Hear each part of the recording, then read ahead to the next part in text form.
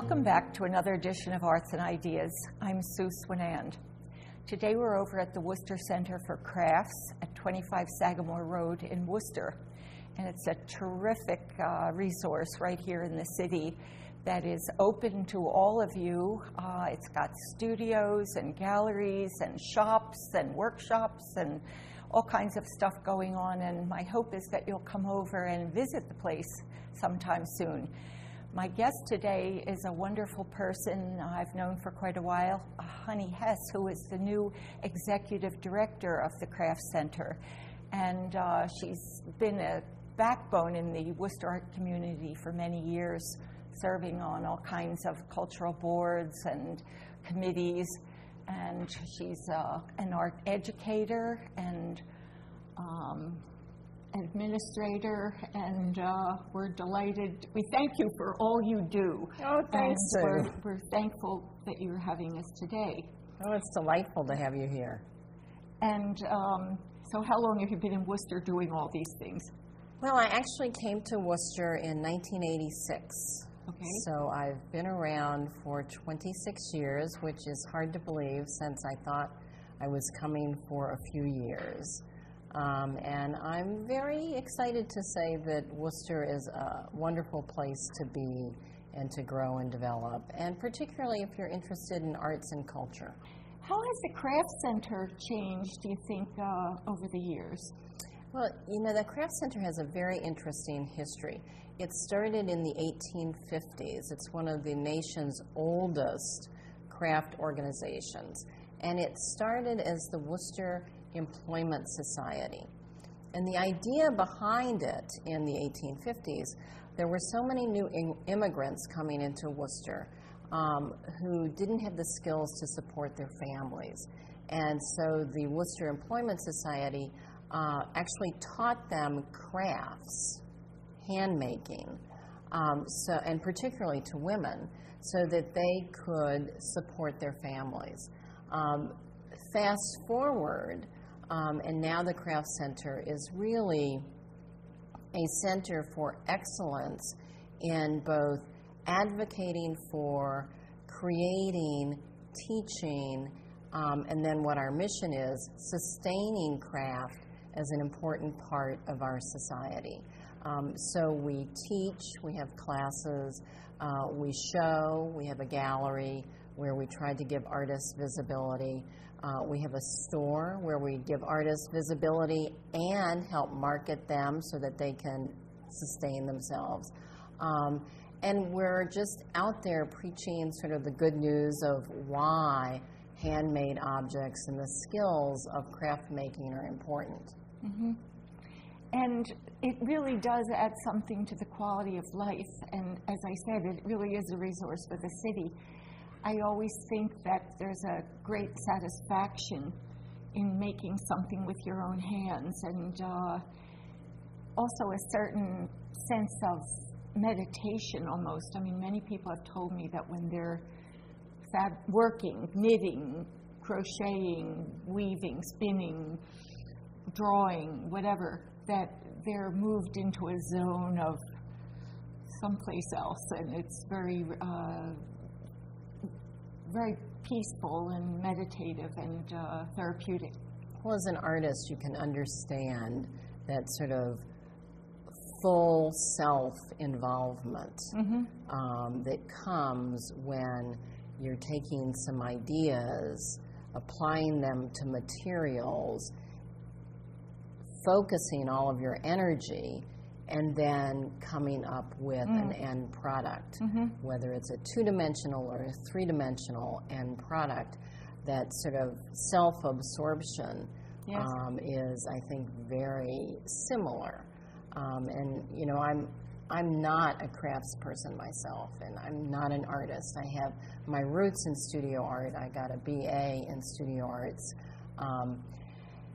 And then you have a master's in art history. And I have a master's in art history, but I can remember the time of discovery when I was experimenting with ceramics and learning to throw on a wheel, and that moment when I thought, oh, I know why they call it centering now, because you have to center your whole entire being. It's a philosophical It centering. is, on that really little is. lump of clay, You know? or else it's not going to work. You know, they say, too, that craft and art making, you know, it's working with material, physical reality. And it's a different way of knowing the world. It's a different way of understanding processes and the physical nature of our world, as opposed to the synthetic, the machine-made, the virtual, the technical, you know, all that experience that we have today is different. It's different from working it with your hands and seeing how, if it's too wet it bends, if it's too dry it doesn't move. It's understanding the world in a different way. It is, and it's making a connection in a different way. And I use that word connection both in the making as well as in the appreciating, because I think that in our busy world, not everyone is going to be a maker. Mm-hmm. But the sense of satisfaction and pleasure and enjoyment you can get out of being an appreciator is very similar but different, and it starts with that connection to materials. Mm-hmm. My husband and I have a teapot that was made by someone whose work is in the Craft Center Gallery store, and that's very different when I touch it. Even when I fill it up with hot water, you know, it changes the whole experience of making tea and drinking tea every morning. It's a way of developing an aesthetic sense and awareness of the world. But I think that it's learning to see, learning to be aware of your surroundings, touch, and the difference between noticing the small handmade nuances and imperfections, or the touch of the hand on the object. It's a very different experience. Just as you might say, for a musician to hear musicians performing live is a little bit different. And it develops your ear differently, you hear different things. And the different musicians in performance interpret the same notes on a page differently. It's all very subtle. You might do one thing with your lump of clay or your glass or your metals, and we may have the same assignment, you know, make a teapot. Sure. And my teapot and your teapot are totally your touch, different. Your thought, your feeling, your emotion. And, you know, they talk about, well, what is craft? It used to be the functionality of something, but it's functionality with a sense of expression as well. And I like your phrase, the touch of the hand. Yeah. Even though you don't touch the glass when you're making it because it's but way you're too touching hot, it with, but you're manipulating yes. it. And so, in a sense, the touch of your hand is there. Yeah. It's a wonderful thing. And the creativity, I think we all need a little creativity and a chance to be creative in our world. And we don't have as very much of that sometimes. And to understand and discover the real pleasure of being focused and absorbed in making something. In something for a time that, you know, you have to go from A to Z. You can't just do A because you're not going to get the product. And seeing the cause and effect of your slightest movement or yours, yes. And I think there's a lot to be learned in that way. Well, where are we now? Where are we sitting? Tell me about this. Well, on this snowy day, we're sitting where we have the whole place to ourselves. We're sitting in the ceramic studio. And as your viewers can see from some of the stuff that's around us, this is a place where all kinds of objects out of clay are made. We do wheel throwing and we do hand building. And so we have the facility to do both. And then we also have the facility to do all the glazing and the firing at this site. Yeah, they have the kilns and the big glaze buckets there where you can dip things, and There's some bisqueware here that has been unglazed, it has not yet been glazed, and the variety of materials and glazes you have is amazing. Oh, it is amazing, and you know, it's an intersection between art, science, and math. That's right. Because in so many of these crafts, it's not just the ability to manipulate with your hands, but also understanding something like the effect of temperature and what temperature, the chemical recipes of a particular glaze and how a particular clay body might affect that glaze. Sure. You know, how to manipulate glass without pushing it too far, but pushing it far enough. Oh, it's a delicate balance in every craft to go too far. And it's science. It's about the knowledge of the temperature, glass, material, coefficients. You know, there are all these words that I'm learning now as director of the Craft Center that, you know, I heard at some point back in my education, but are becoming much more meaningful now. Well, the cool thing is, you know, you can come to the Craft Center and take a taster course, or you can take, what are the different kinds of sessions that run here? Well, first of all, we have one night sort of introductory things, Friday night funs, Friday night fun and glass blowing. You just sign up for one night? Yeah, just That's great. 3 hours, one night. Then we have 6-week sessions, and then we have some 12-week sessions. Mm-hmm. So depending on both your time availability and your commitment to developing the skill and your aesthetic sense, you can try it out. Sample. You can do sort of a commitment, 6 weeks, or you can do a semester long. And many people come repeatedly over and over and over and over again, and you have open studios for those people who can come in and work certain hours on their own. Right. There's an acknowledgement that when you're learning a craft, the time that you spend in the classroom, well, it's like, you know, you have homework. You have to practice. You have to practice. And so the doing open it is how you learn it. Yeah, the open studio is the opportunity to come in and do it. I had taken ceramics here years ago, and I just loved it. I loved it. So what are some of the other classes you do beside the ceramics? Well, we also have metalworking studios. We do jewelry, we do enameling, and we do blacksmithing. We've just started a class in making a particular kind of knife out of metal. Wow.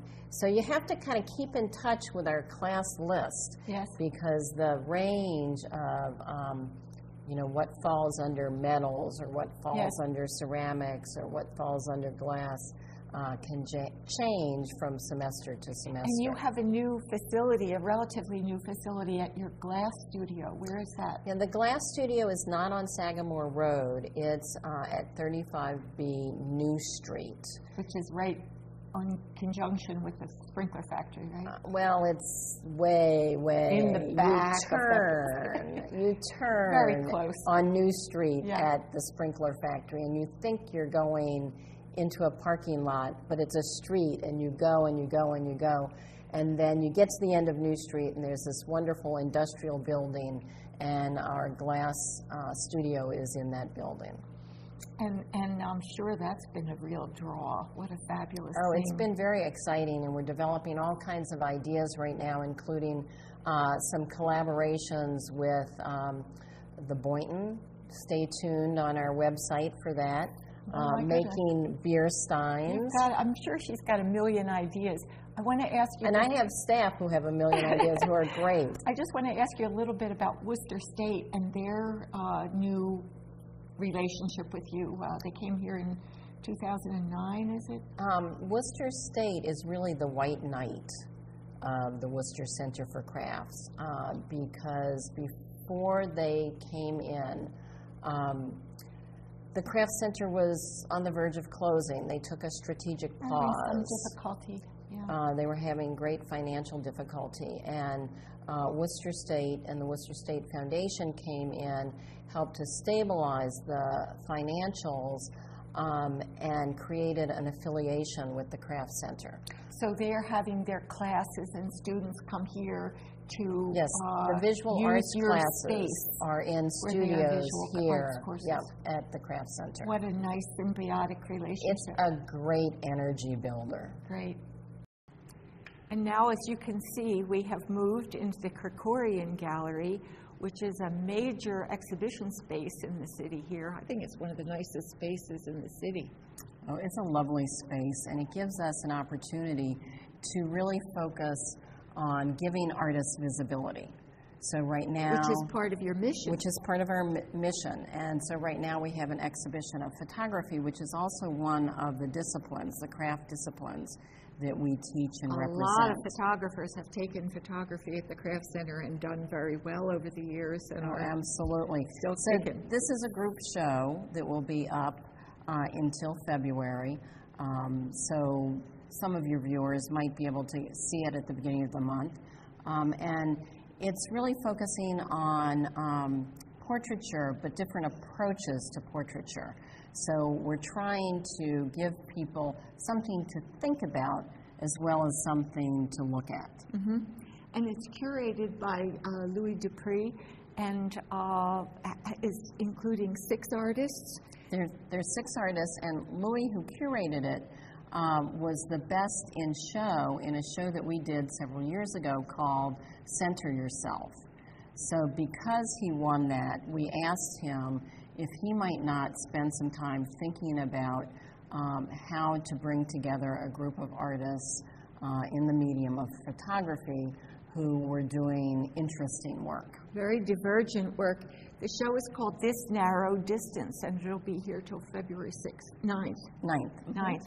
So you have the Krikorian Gallery, and then you have the also the craft store.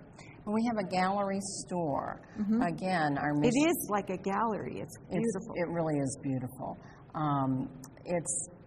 We accept items from artists that meet our standards of quality, because one of the things that we want to do is, again, teach people what really fine craft is all about, and that it's within reach. You know, we can all own beautiful objects to use or to display and to in our enjoy homes, in our daily lives. Yes, absolutely. But you do have artists from all over the country in there, don't you, as well as local people? Yes, we do have artists from all over the country, but the emphasis is on New England.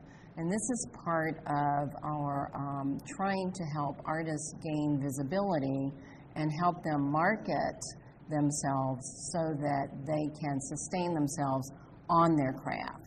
It's a real balance, and one thing has to feed another, and having the community aware of it. And you know, one of the nicest things about the Craft Center is, too, all your functions and events and openings and craft store, they're free. You know, come and visit there. You can get marvelous gifts that are so unusual. I used to come over every time I had a birthday coming up or something and try to find something that the person wouldn't have picked out for themselves at wedding gifts, or just I want to make your day better gift. Yeah, they're really one-of-a-kind, unique things, and not exorbitantly expensive either. And in relation to our gallery store, we also do a holiday festival right after Thanksgiving, where we invite 60 or so artists to come in, and we turn, including this gallery, we turn the whole place into a display of artists and craftspeople's wares. And that is really a visual experience. Oh, it's just a delight. Everything you can imagine, and that's been going on for years and years and years. It has. It's like a tradition in the city. It is. It's a holiday tradition. You kick off your holidays with the Craft Center Holiday Festival. We have a great lineup this year of things that are happening in this gallery. After this narrow distance comes down, we will be working on putting up a show called Honor Thy Teacher. And it's a show that focuses on a really well-known enamel teacher, Judith Daner, who teaches here, and her students. Oh, how nice. So the idea is to show how she has influenced the next generation of enamelists. Then later in the spring, we're going to focus on collecting and feature the collection of Barry and Maru Morgan. I love that. That would be great. And that's a time when the focus will be on trying to figure out why. Why did they choose this object? Why did they even start collecting these things? So to kind of see some kind of aesthetic eye or preference or taste or even a development. Vision. Yeah. And it's called The Journey of Two Collectors, and that's what we're hoping to do. Oh, I really like that idea. Wonderful. Then we also have a great opportunity for people who are interested in ceramics. We have a pottery invitational where we invite 6 potters. They'll be here with their wares. But they'll also be doing demonstrations and discussions about construction techniques, decoration techniques. So it'll be a really intensive, it's just one weekend, an intensive look at And when making does pottery. the Pottery Invitational happen? April, is that? It's the very beginning of April. Uh-huh. So, you might check out the website and see what's coming up because, again, these are here for you. All of this Absolutely open is to here the for public. you to enjoy. Right. What is the website? It's www.worcestercraftcenter.org. Okay. Easy to remember. Yeah, and if you just go and look online for the Worcester Craft Center, it'll come up. Yeah. But we end up the year with an interesting show of the work of our artists in residence. And this is a really interesting program that we have that goes back to the Craft Center's mission to help artists develop and blossom. These are young artists who come work with us for a year or two, and they're at a time when they're really trying to solidify their own aesthetic, their production techniques, and so we give them facilities to do that in. They have spaces as well as our larger studios to work in. So you're kind of giving them a little leg up. Yeah, and we do critiques of their work, help them to discover things, and then they also give back to us by helping in classes and inspiring other young artists, yes. Wonderful, wonderful. So as you can see, there are lots and lots of things coming up here. I hope to be at the opening tomorrow night and enjoy all these future things coming down the pike. I want to show the audience some of the works from the craft gallery as well.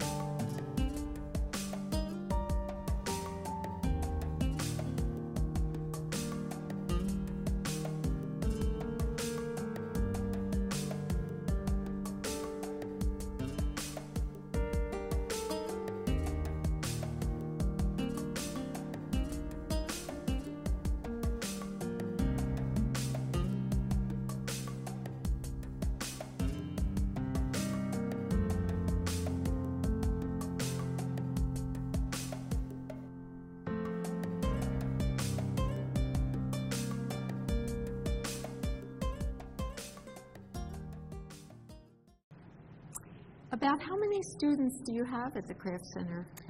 Each year we have about 1,000 registrations. Wow. Yeah. It's a very healthy program. Wow, that's awesome. Now those are people who take class after class, but it's a great amount of energy. And then for Worcester State, there are about 300 college students who are in and out of those studios every year. And what percentage of your classrooms are with the Worcester State facilities, in Worcester State's? It's about 50-50, but they're not really comparable, because as the viewers saw when we were in the ceramics studio is much more than a classroom, yes, or even a drawing studio, because there are rooms for kilns and all of sure, those things. Sure. But it's about so half the Worcester and half. State classes are more the fine arts, drawing, painting, Yes. and yeah, Yes. I see. And I know I had a friend who was very interested in jewelry. You have a jewelry department they're too, don't you? great jewelry classes. They Is do that work. Sarah Nelson's? She has been in the past, and we've talked to her recently. But Katie Curtis, Lauren Bedoin, there Lots are of good lots teachers of for really jewelry. talented teachers who work in our studios. And then what comes in the summer? You said you had a program? We have a night when we invite the public in. We call it Hot Night in the City, because of course so many of our crafts involve hot processes, and we do demonstrations. There'll be a glass demonstration, there'll be music, there'll be food, it'll be inside and outside, and it'll just be a great open time for people to come to party and to see and what we're all about. And you know, the other nice thing I would say about this place is there's a real sense of community. Yes, There's a community in the arts here where people feel comfortable, they come, they interact. It's wonderful. Yes, so everyone is invited to come. So I think you're going to enjoy some of these events coming down, and I hope we'll see you here sometime soon. Well, I feel like I've learned a lot of new stuff about the Craft Center today, even though I'm sure there's tons I still haven't touched on. But thank you very much, Honee, for You're having welcome. us. It was fun. And I hope that our audience will come down and enjoy some of the wonderful programming you're providing. We're here, open and welcoming anyone who wants to come. Bye for now. Hope to see you again next time for another edition of Arts and Ideas.